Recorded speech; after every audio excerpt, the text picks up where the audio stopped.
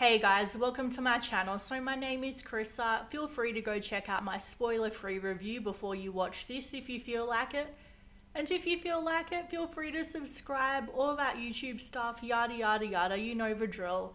Anyway, so the kills. In terms of the kills, I would say this is basically the same as the previous Jigsaw and Saw movies. It's not really elevating it in any way. They're not more gory. They're not more creative and inventive. They're around the same, to be honest. They're not bad. They're just not adding anything new to the franchise. So we see the intro kill, which is like meant to be the best kill of the movie. We see this guy and he is like standing on a chair in the train tunnel with a device on his tongue. So if he steps off the chair, his tongue will get ripped out.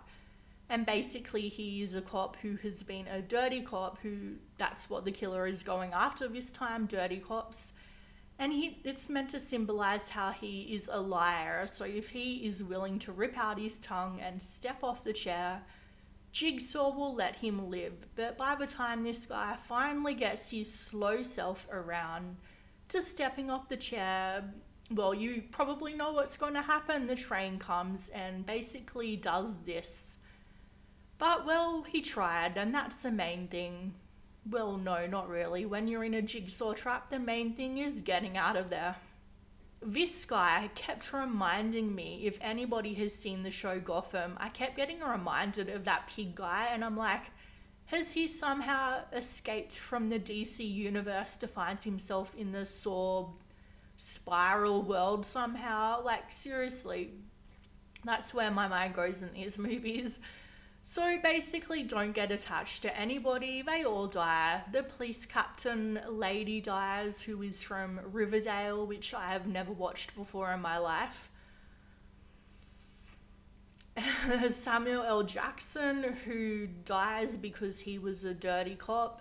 And basically, so the killer, the whole reason he started all this in the first place is because the killer, that guy, his father got killed by a dirty cop under the regime, I guess, of Samuel L. Jackson's character when he was the sergeant, when he was in charge. He was basically letting people do what they wanted as long as somehow it made the police force look like they were tidying up the streets. Basically, the Jigsaw killer wants to recruit Chris Rock's character to be his evil sidekick, like an evil Batman recruiting an evil Robin to his cause because he thinks that he is the only good cop and the rest of them are dirty. Which they basically are, to be honest. Basically, after he ratted out the dirty cop, Chris Rock's character almost got killed because the other cops failed to do their jobs, or because he ratted out a dirty cop. I mean, what is this, the mafia or the police?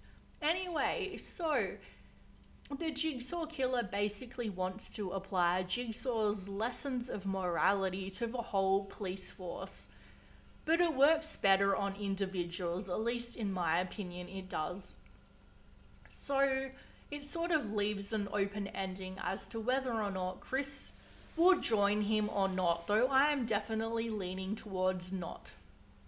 If I tend to call them by Chris or Samuel L. Jackson instead of their characters' names, please forgive me.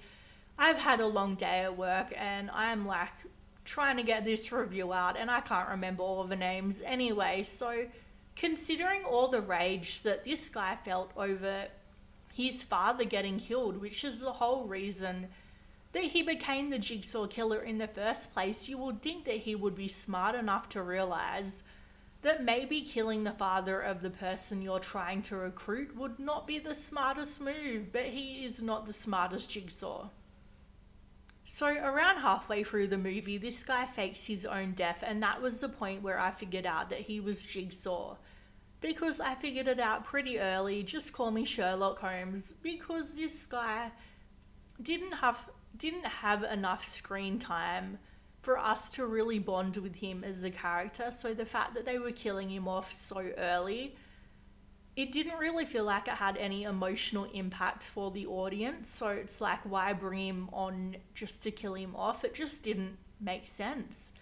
And then when the police captain lady dies, she does so in the police station in the file area, where only a cop would have access to. So you can tell how much of a fan of the original movies that Chris Rock must have been, because we have this moment in the movie where his character is handcuffed to a pipe, and we have the saw like in the original movie.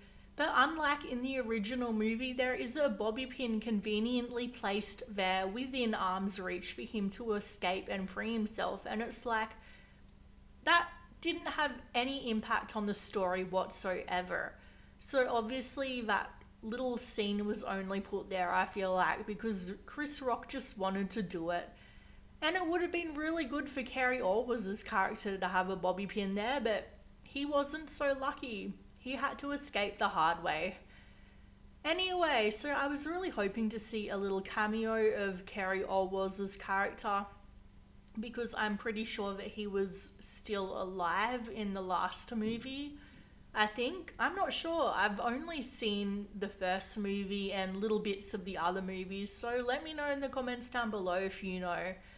So look, I wouldn't say that this is a bad movie, but I wouldn't say that it's good either.